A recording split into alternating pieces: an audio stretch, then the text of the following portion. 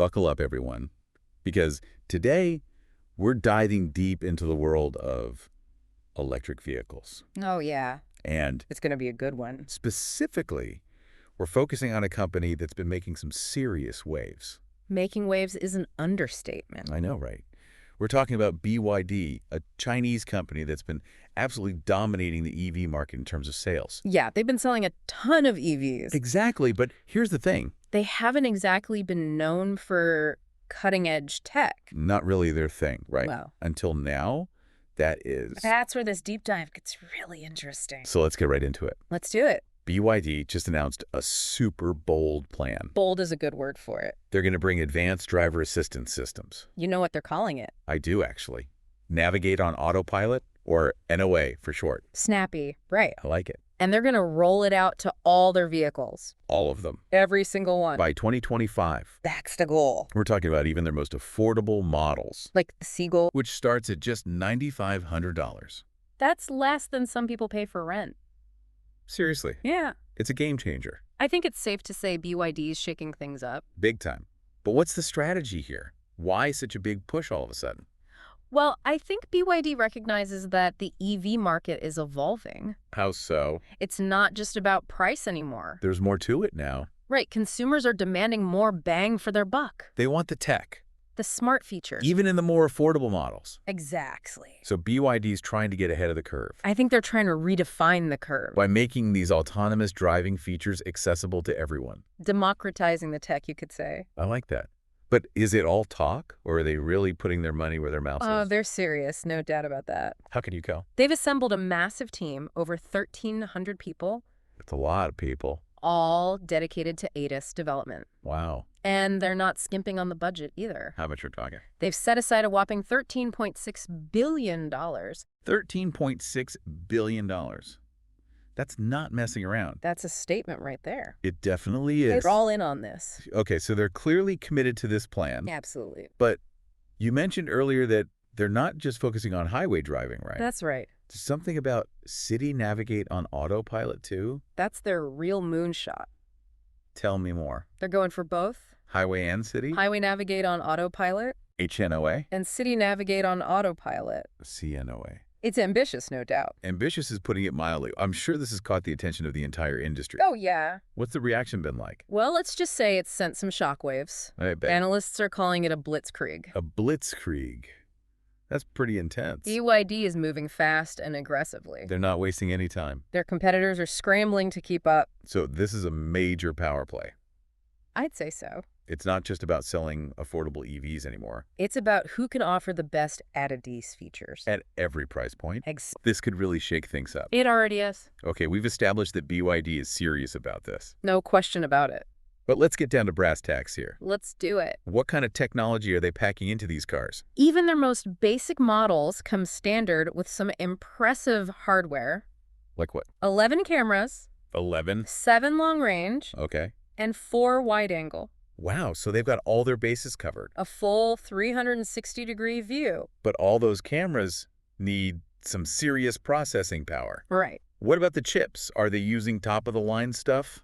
BYD has partnered with the best in the business. Who are they working with? NVIDIA Okay, I know them. and Horizon Robotics. So they're not just relying on one supplier. They're diversifying their tech stack. Smart move. Yeah. So they've got the cameras, the chips, the software. It's all coming together. It sounds like they've really thought this through. They have. But let's break it down for our listeners. Sure.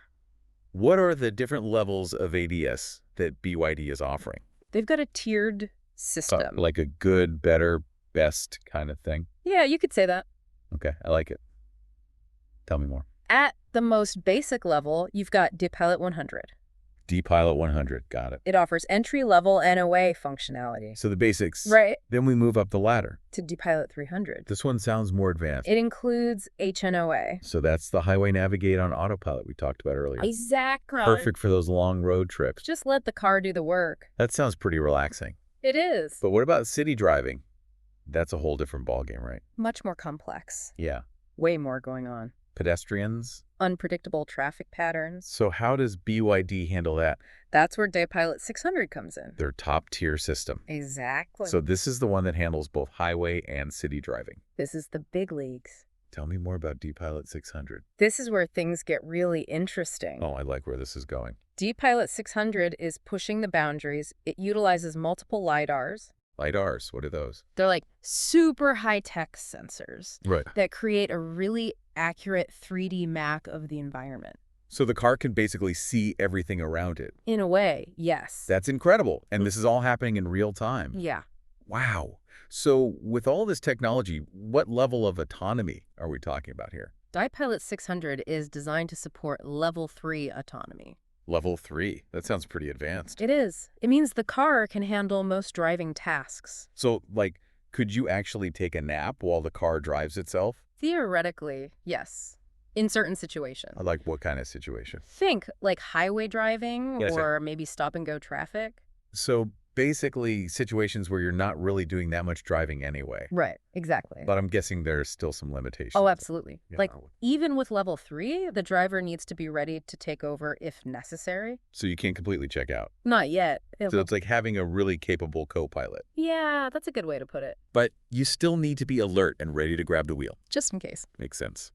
So this DiPilot 600 sounds amazing. It's pretty impressive. But when can we expect to see it on the road? BYD has an aggressive timeline. Do tell. They want to start rolling out urban NOA to more affordable EVs very soon. How soon are we talking? Well, in 2024, urban NOA was pretty much limited to EVs that cost over $27,300. Yeah, that makes sense. So mostly luxury models. Right. But BYD wants to change that. They want to bring it to the masses. Exactly.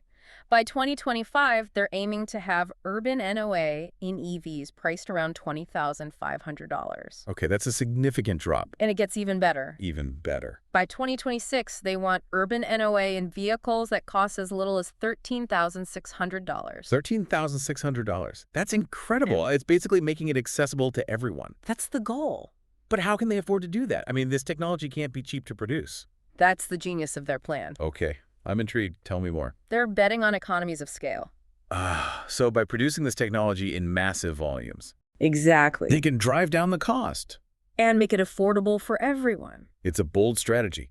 But if it works, It could revolutionize the entire industry. no doubt about it. Imagine a world where even the most basic EVs can drive themselves through city streets. It's a pretty amazing thought. It is. It really is. And it raises some really interesting questions about the future of driving. Like what?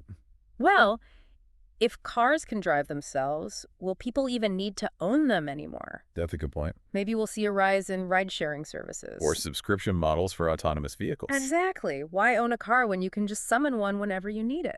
That would certainly change things. It would also have a huge impact on urban planning. How so? If cars can navigate cities more efficiently, Okay. it could reduce traffic congestion, That would be a huge win. and it would free up space for other things. Like what? Parks, bike lanes, pedestrian walkways, So cities could become more livable? more sustainable too. It sounds like a win-win. It could be. So BYD's push for affordable autonomous driving. It's not just about cars. It's about transforming our cities. And maybe even our entire way of life. That's a pretty big deal. It is. Okay, so we've talked a lot about the big picture implications. The future of cities, the future of driving. All that good stuff. Yeah. But let's zoom back in for a second. Okay. I'm still a little curious about the technical details. Like what? You mentioned earlier that BYD is using different chips for different levels of ADAS. Right. Can you elaborate on that a bit? Sure. I'm all ears. The DiPilot 100 and DiPilot 300 systems, they typically use either the NVIDIA Drive Orin chip Okay. or the Journey 5 chip from Horizon Robotics. So different chips for different levels of autonomy. It depends on the specific requirements. Makes sense. These chips are powerful enough to handle basic NOA and highway autonomy. They can process all that data from the cameras and sensors. Make decisions about steering, acceleration, braking. All the important stuff. And what about DiPilot 600? The one that handles both city and highway driving. Ah, that's the top of the line. Does it use a different chip? For DiPilot 600, BYD is using the NVIDIA Orin X chip. Orin X, got it. And they're not using just one. They're using two of them. 2 Orin X chips. That's a lot of processing power. It's a beast of a system. So that's how they're achieving level 3 autonomy. It takes a lot of horsepower. It certainly does. But all this talk about chips and cameras and sensors... It can get a little overwhelming. Yeah, it's easy to get lost in the technical details. But let's not forget what this all means for the average driver. Right. The human element. Exactly. How is this technology going to change the driving experience? That's the big question, isn't it? It is. I mean, some people might be thrilled about the idea of letting their car do the driving. Especially on those long commutes. Or boring highway stretches. Right, just sit back and That relax. sounds pretty appealing to me. But then there are those who actually enjoy driving. The driving enthusiasts, For them, autonomous driving features might feel like a bit of a letdown. like they're losing some control. Exactly. So it sounds like there's going to be a mixed reaction. Definitely. Some people will embrace the technology. Others will be more hesitant. It's going to be interesting to see how it all plays out. It's a big social experiment in a way. That's a good way to put it. We're all going to have to adapt. Okay, so we've talked about the potential benefits, Convenience, safety, efficiency. but what about the risks? The flip side of the coin. Exactly. Are there any potential downsides we should be aware of? There are always risks with any new technology. Like what? Give me some examples. Well, cybersecurity is a big one. Cybersecurity. Yeah, these systems are complex. Lots of software. Data connections. So they could be vulnerable to hacking. It's a possibility. It's a little unsettling. It's definitely something to take seriously. So someone could potentially take control of a car remotely. It's not impossible. That's a scary thought. But BYD is taking steps to mitigate those risks. Like what? They're investing heavily in cybersecurity measures. To protect their systems. Right. That's good to hear. It's a top priority. What other risks are there? Well, there's the issue of job displacement. Job displacement. If autonomous driving becomes widespread, Okay. it could lead to job losses in certain industries. Like what kind of industries? Trucking, taxi, delivery services. That's a valid concern. We need to think about the social and economic impact. Absolutely. Are there any other potential downsides? Well, there's the question of liability Liability. in the event of an accident. I see what you mean. If a car is driving itself. Who's responsible if something goes wrong? Right. Is it the driver, the automaker, the software developer? That's a tough one. It's a legal gray area. And I'm guessing there's no easy answer. Not yet, at least. So it sounds like there's still a lot of unknowns when it comes to autonomous driving. Definitely. But it's a technology with the potential to change the world. I think we can all agree on that. It's exciting and a little bit scary all at the same time. It's the future knocking on our door. And we better be ready for it. Absolutely. So we've covered a lot of ground here. We have. We've talked about BYD's big bet. Their technology, the potential benefits, the risks. It's been a fascinating conversation. I've enjoyed it. Me too. But now I want to bring it back to the listener. We've covered BYD's big plans, their ambitious CAC, The potential upsides and downsides. the whole 9 yards. But what does it all mean for you, our listener? That's the million-dollar question, right? It is. I think the key takeaway here is this. We're at a turning point. A real crossroads when it comes to how we think about cars and driving. Exactly. BYD's move to bring affordable autonomous driving to the masses.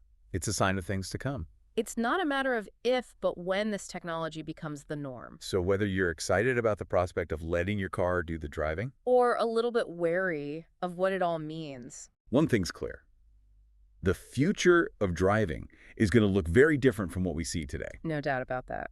And here's the thing. What's that? We all have a role to play in shaping that future. That's a good point. The choices we make as consumers, as policymakers, as citizens, They all matter. they'll determine how this technology evolves and how it's integrated into our lives. So these conversations we're having right now, they're crucial. We need to think critically about the potential benefits and risks. And engage in a thoughtful debate about the kind of future we want. It's not just about the technology itself, it's about us, it's about people. Exactly. It's about how we want to live, how we want to work, how we want to move around in the world. And that's what makes this so fascinating. It really is. So as we wrap up this deep dive into BYD's big bet, Their gamble on autopilot for everyone, I want to leave you with this. a question to ponder. How do you envision the future of driving? What role do you see autonomous vehicles playing in your life, in our society as a whole? It's something to think about, something to discuss. So if you found this episode thought-provoking, As I'm sure you did. we'd love to hear your thoughts. Head over to social media and share your comments using the hashtag #DeepDiveAuto. And don't forget to like this episode. And subscribe to the channel. For more deep dives into the topics that matter, until next time, keep exploring.